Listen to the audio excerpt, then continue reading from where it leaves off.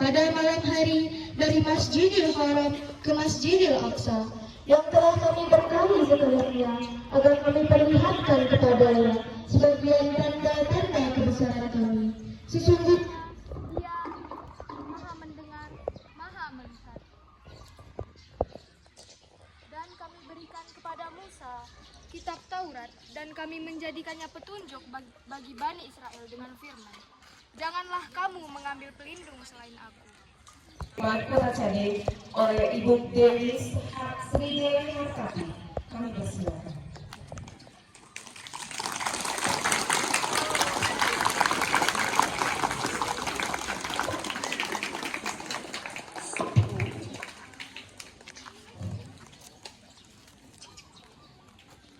Assalamualaikum warahmatullahi wabarakatuh.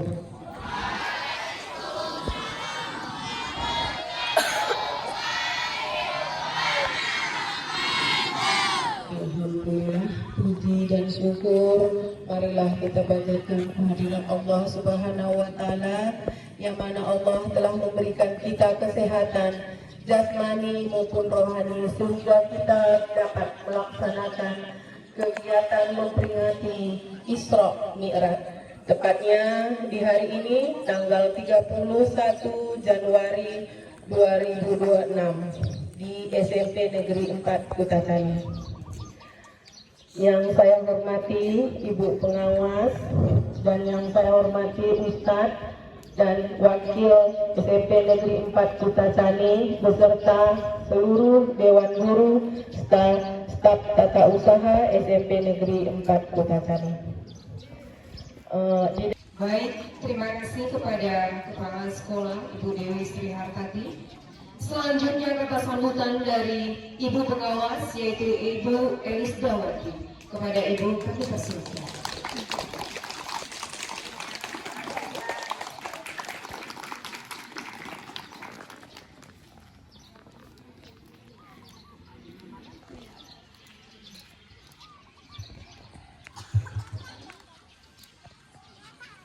Bismillahirrahmanirrahim. Alhamdulillahirabbil alamin, wassalatu wassalamu ala asrofil anbiya wal mursalin wa ala alihi wa sahbihi ajmain. Puji syukur kita panjatkan kehadiran Allah Subhanahu wa Ta'ala, yang mana kita pada pagi hari ini masih diberikan kesempatan kesehatan untuk hadir bersama-sama di lapangan ini. Kepada Anda kami persilakan.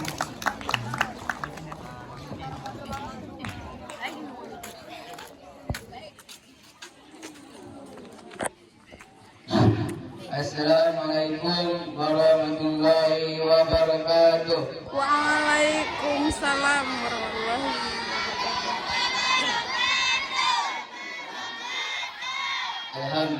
Alhamdulillah rabbil alamin, wassalatu wassalamu ala asrofil anbiya wal mursalin wa ala alihi washabihi ajmain. Yang saya hormati Ibu Kepala Sekolah SMP Negeri 4 Kutatani, yang saya hormati Ibu Pengawas yang telah hadir pada hari ini, yang saya hormati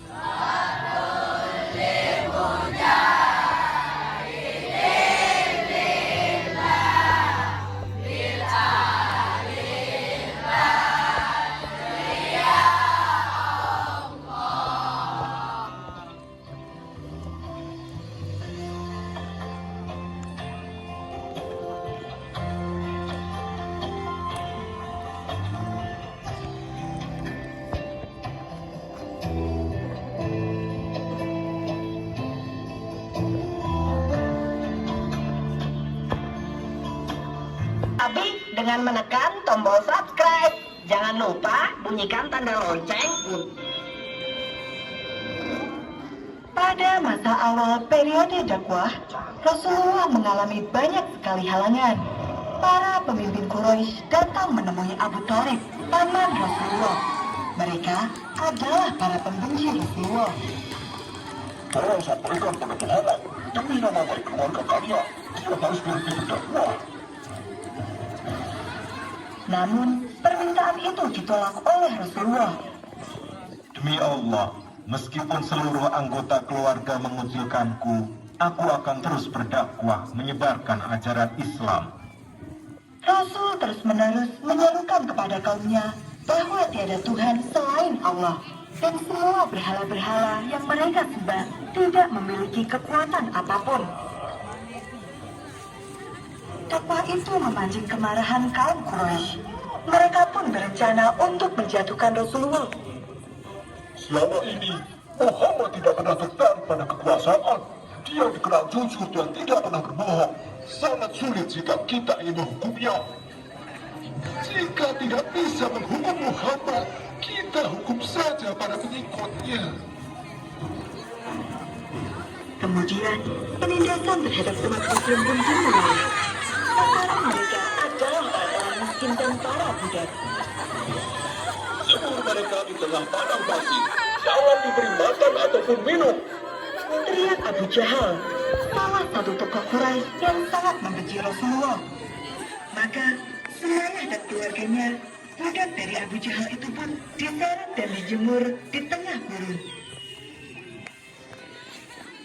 Segala tipu muslihat dan tekanan terus-menerus dilakukan. Abu Jahal meminta salah satu orang Yahudi untuk menyebarkan berita bohong tentang Rasulullah. Jika engkau berhasil, akan aku beri imbalan harta yang sangat banyak. Namun, usaha itu gagal. Orang itu justru masuk Islam setelah mengetahui sifat Rasul yang pemaaf dan penyayang. Tekanan lain datang dari paman Rasulullah sendiri, yaitu Abu Lahab. Segera ceraikan istri-istri kalian dan putuskan hubungan dengan keluarga Muhammad. Saat itu, putranya Uqbah menikah dengan Ruqayyah, dan Uqaibah menikah dengan Ummu Kulsum. Di waktu yang hampir bersamaan, kedua putri Rasulullah diceraikan oleh suami mereka. Selama masa sulit itu, Abu Thalib selalu melindungi Rasulullah. Dia pergi menemui para pemimpin dari Bani Hashim dan Bani Muthalib. Muhammad adalah orang yang paling bisa dipercaya.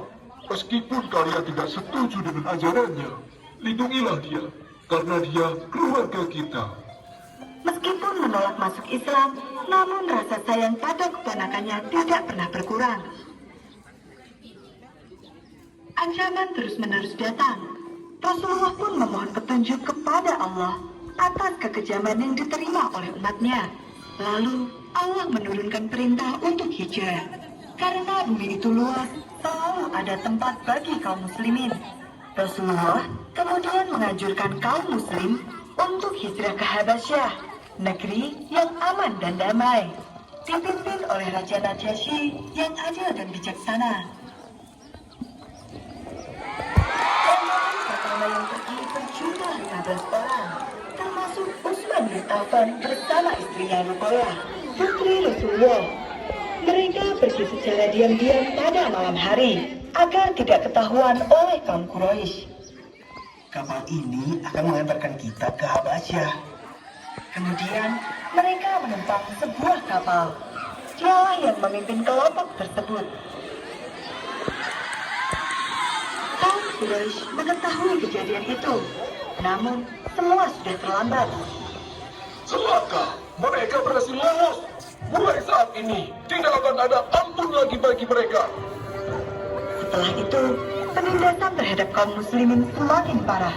Mereka dikucilkan dari semua kegiatan sosial, termasuk pekerjaan, perdagangan, hingga pernikahan. Akhirnya Rasulullah memerintahkan kaum muslimin untuk kembali hijrah ke Habasyah. Rombongan kedua yang berangkat berjumlah 101 orang dan dipimpin oleh Ja'far bin Abi Thalib. Kali ini, Kaum Quraisy tidak tinggal diam.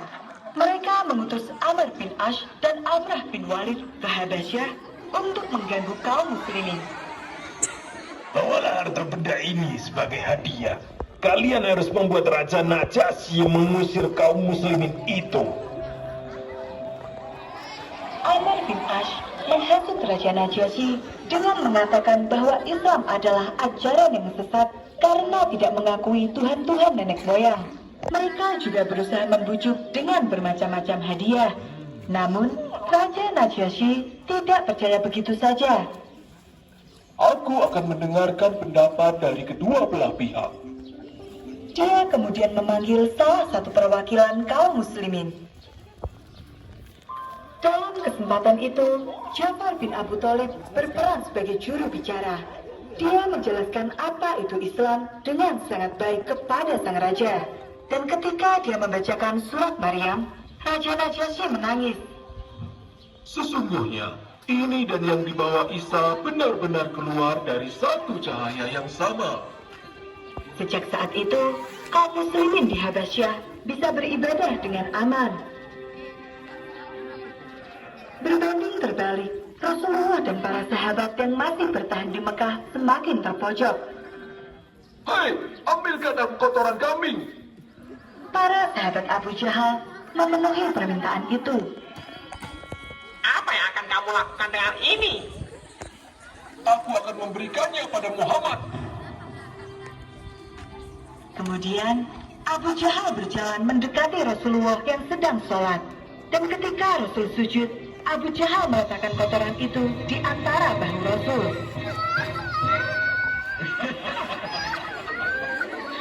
Rasulullah tetap dalam posisi sujudnya hingga Fatimah Az-Zahra membersihkannya sembari meneteskan air mata.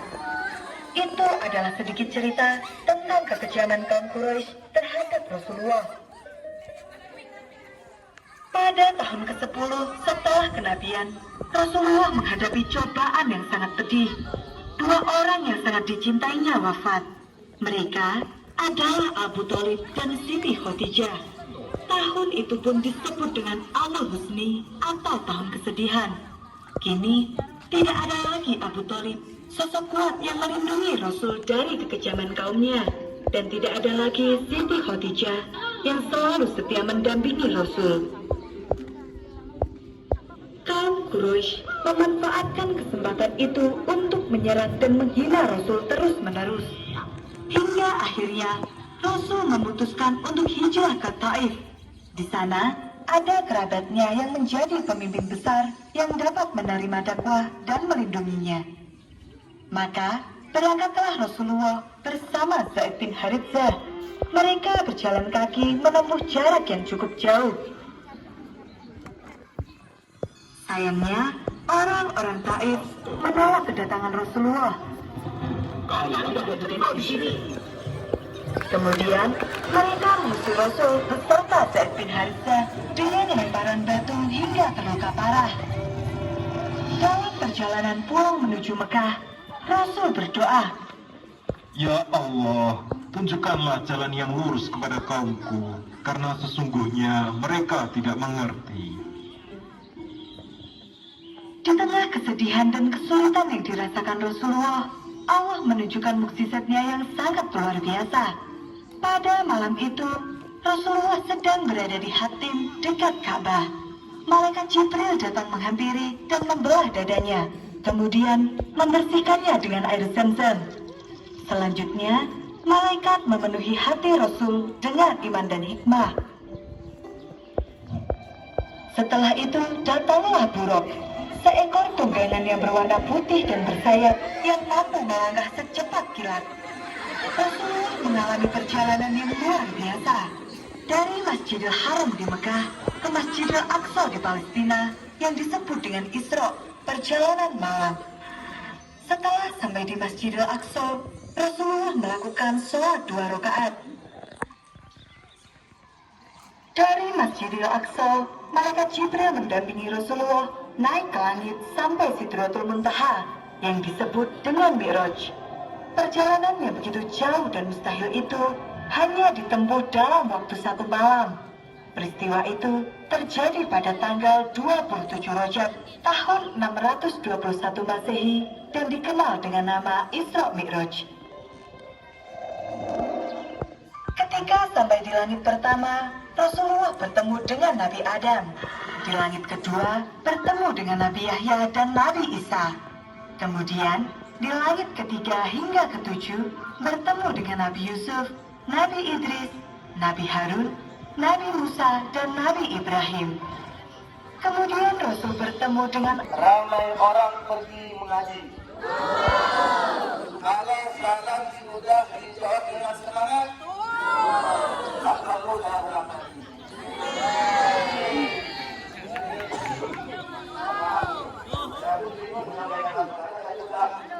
Sampai yang kedua, dia akan ceritakan tentang perjalanan Rasulullah sampai detail.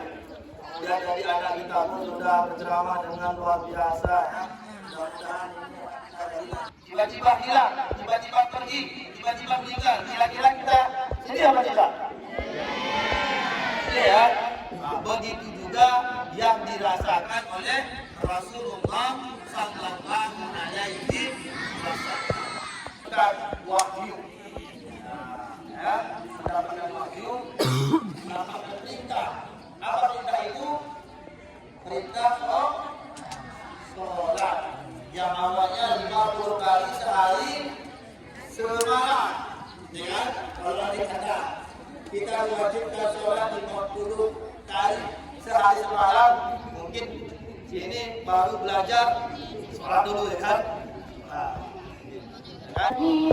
fihi mumtalifun kalla saya'lamun summa kalla saya'lamun alam naj'alil arda mihada wal jibala awtada wa khalaqnakum azwaja wa ja'alna nawmakum subata wa ja'alna layla libasa وجعلنا النهار معاشا وبنينا فوقكم سبعا شدادا وجعلنا سراجا وهاجا وأنزلنا من المعصرات ماء ثجاجا لنخرج